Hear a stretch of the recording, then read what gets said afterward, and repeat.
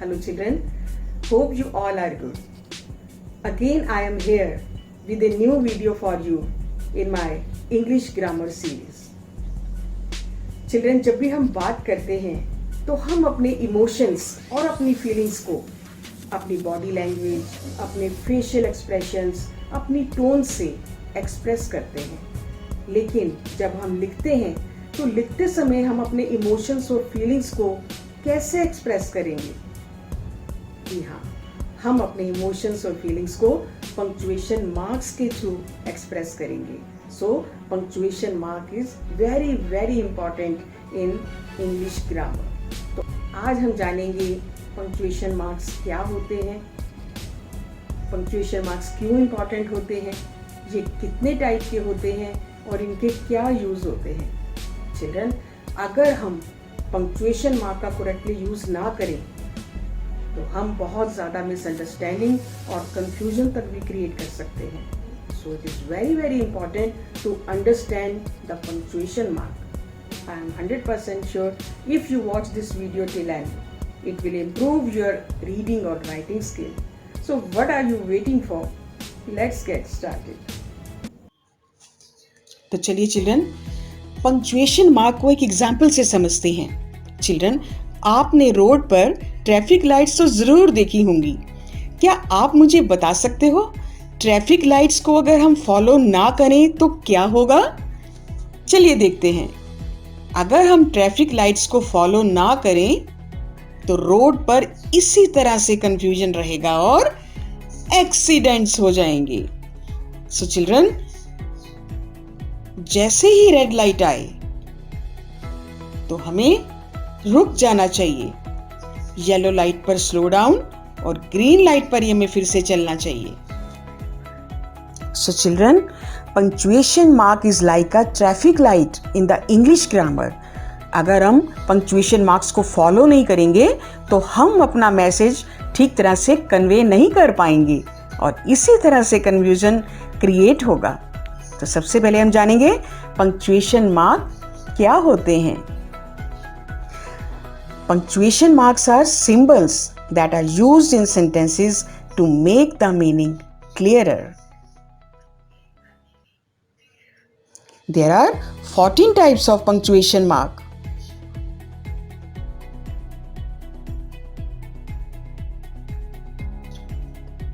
Full stop, comma,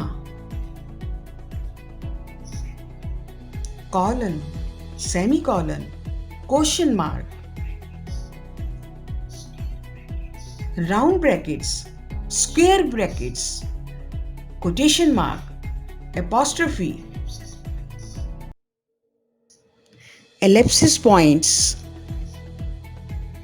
exclamation marks, underline, hyphen and virgule.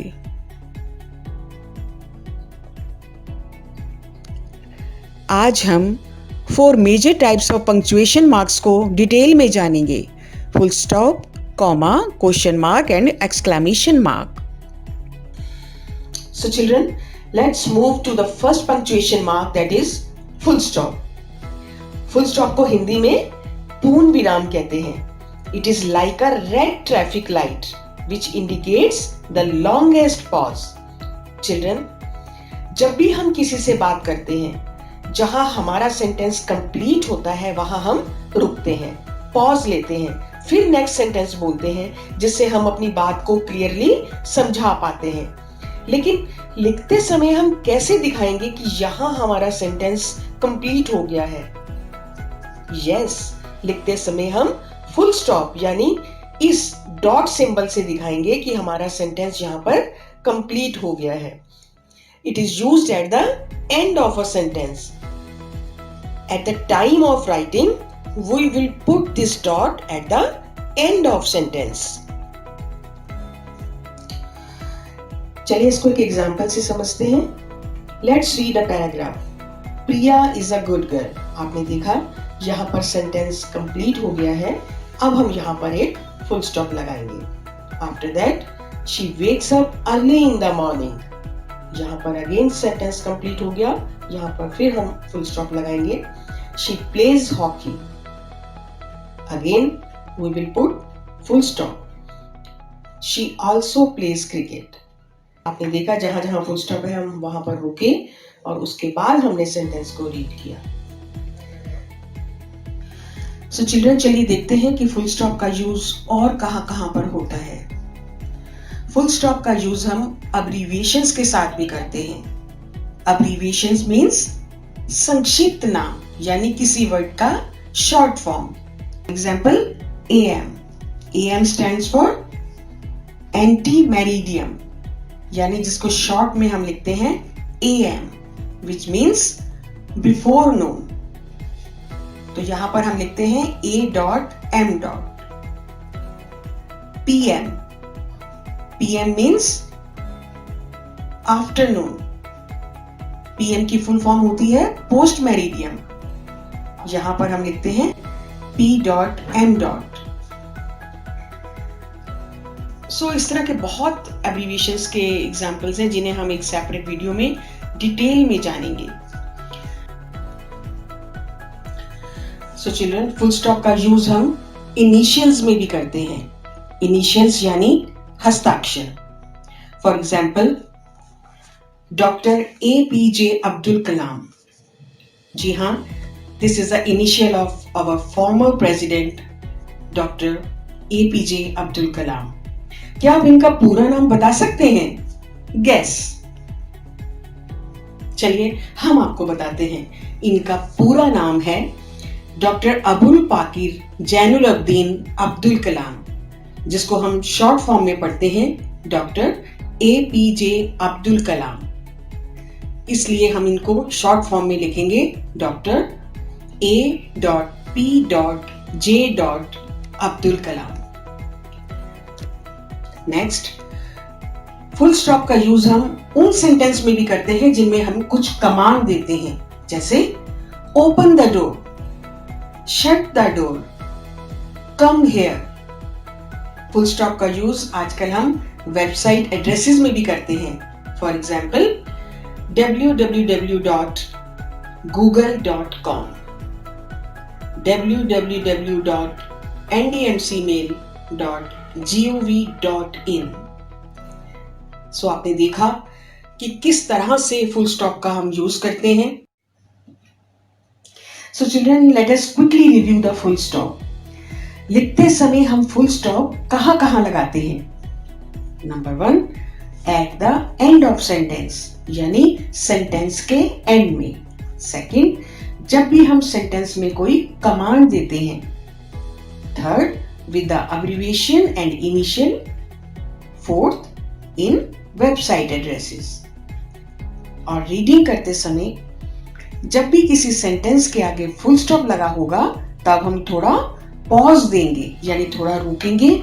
उसके बाद हम नेक्स्ट सेंटेंस को रीड करेंगे. Let's move to the next punctuation mark, comma. What are commas? A comma is a punctuation mark. इसका symbol होता है comma.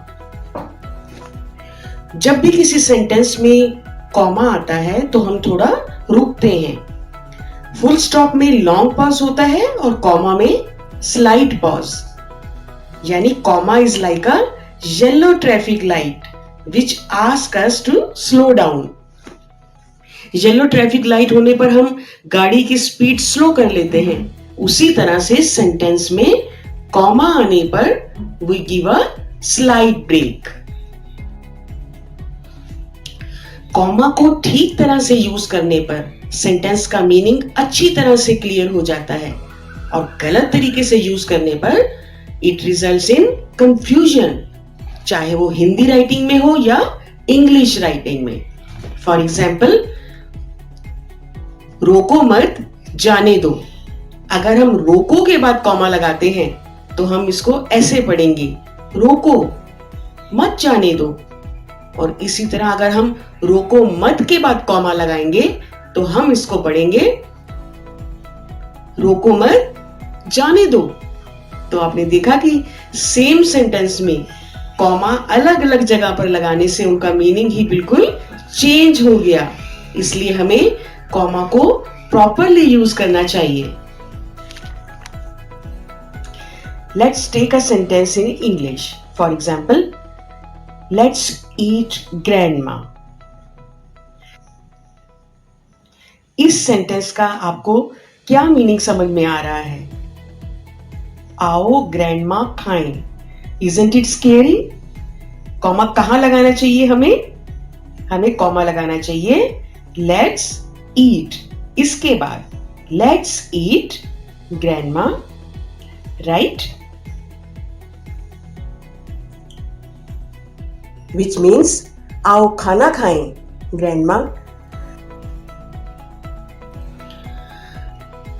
चलिए जल्दी से देखते हैं कि हम कॉमा को कहां यूज करते हैं और उसको किस तरह से हमें लगाना चाहिए.